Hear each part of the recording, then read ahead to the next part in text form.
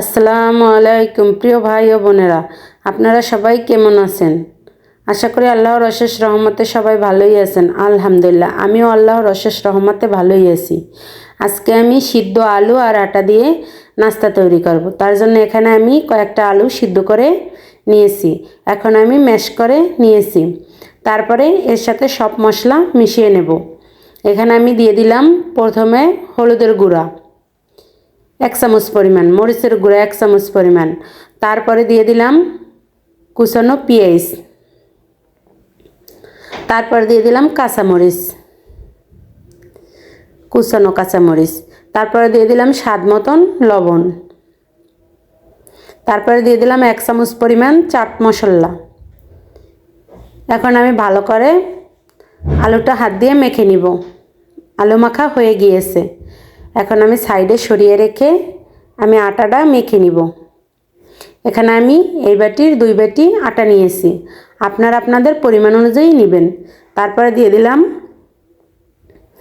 Half চামচের একটু কম baking soda, তারপর দিয়ে দিলাম স্বাদ মতন লবণ, তারপর দিয়ে দিলাম 1 চামচ চিনি, তারপর দিয়ে দিলাম হাফ চামচ কালিজিরা। কালিজিরাটা যদি আপনাদের পছন্দ না হয় তাহলে স্কিপ করতে পারেন, আর যাদের পছন্দ তারা দিতে পারেন। তারপরে দিয়ে দিলাম রান্নার তেল। এখানে আমি রান্নার তেল দেওয়ার আগে হাত দিয়ে শুকনো উপকরণগুলো একটু মিক্স করে নিয়েছিলাম। এখন তেল দেওয়ার পরে একটু মিক্স করে নিব।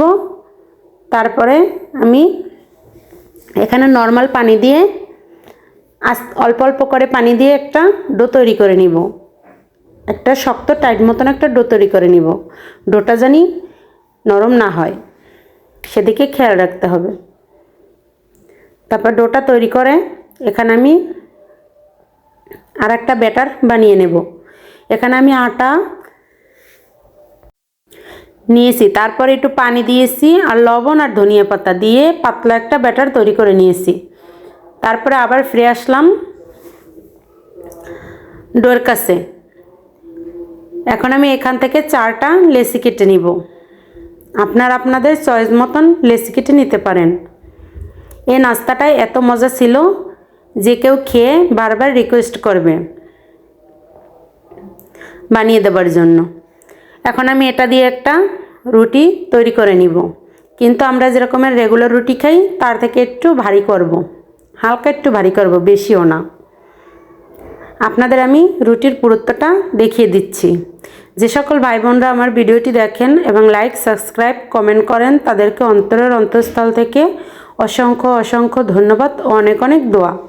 অনেক ভাই বোনরা আছেন ভিডিওটি দেখেন কিন্তু একটা লাইক দিতে ভুলে যান। তাদেরকে বলছি প্লিজ একটা লাইক দিয়ে ভিডিওটি কন্টিনিউ করবেন। এই যে দেখুন আমার রুটির পুরুত্বটা এরকমের থাকবে। আমি এভাবে 2টা রুটি বেলে নিয়েছি। এখন ওই যেন আলুটা মাখিয়ে রেখেছিলাম ওখান থেকে আমার যতটুক লাগবে আমার পরিমাণ মতো আমি নিয়ে নিব। নিয়ে রুটিটার উপরে ভালো করে বিছিয়ে দেব। এভাবে ভালো করে বিছিয়ে দেব।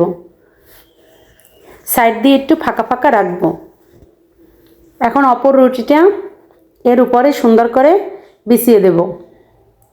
বিছিয়ে দিয়ে একদম সমান করে বিছিয়ে দিতে হবে। 2টা রুটির মাপ এক রকমের হইতে হবে।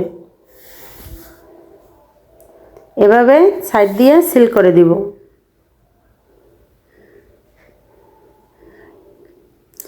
তারপরে মাঝখান দিয়ে একটু আলতো হাতে চেপে দিব যাতে ভিতরের হাওয়াটা বের হয়ে যায় আর রুটিটা সুন্দর করে বসে যায়। এখন আমি 4 সাইড দিয়ে একটু কেটে নিব, মানে চৌকো করে কেটে নিব।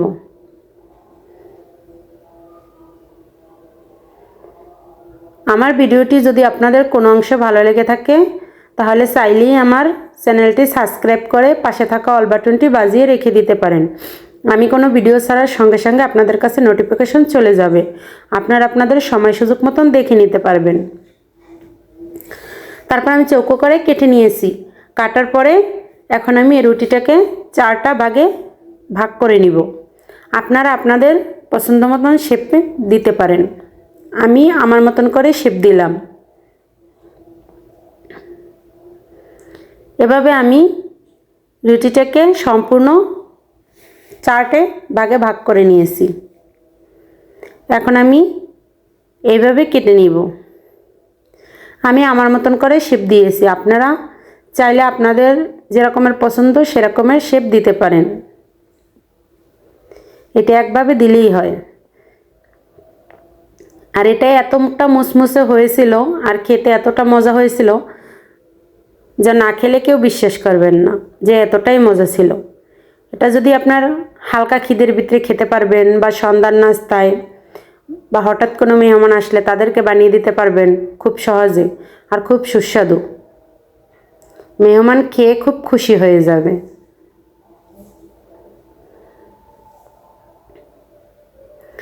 আমার একটা কাটা হয়ে গিয়েছে, এই যে প্লেটে তুলে নিয়েছি। এভাবে আমি সবগুলো কেটে নিয়ে আসছি। কেউ একটু স্কিপ করে দেখবেন না, স্কিপ করলে কিন্তু বুঝতে পারবেন না। তার জন্য কেউ একটু স্কিপ না করে দেখবেন।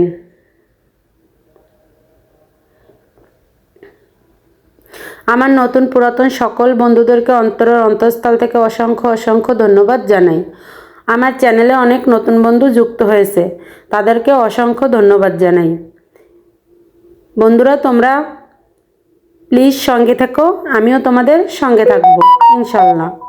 আমরা একে অপরের সাথে না থাকলে কিন্তু সামনের দিকে এগিয়ে যেতে পারবো না, তাই একে অপরের সাথে থেকে সামনের দিকে এগিয়ে যেতে সাহায্য করব। এই যে দেখুন আমার কাটা হয়ে গিয়েছে নাস্তাগুলো। এখন আমি ভাজতে চলে যাব।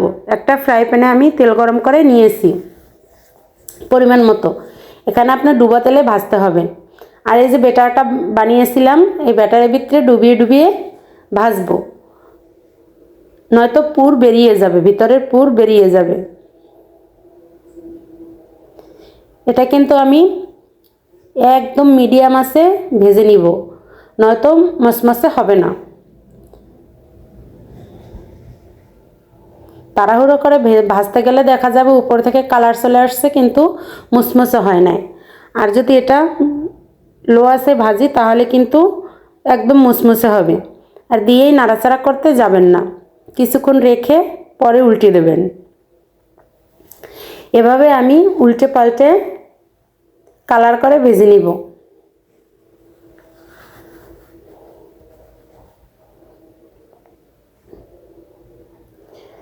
সবগুলো উল্টে দিয়েছি।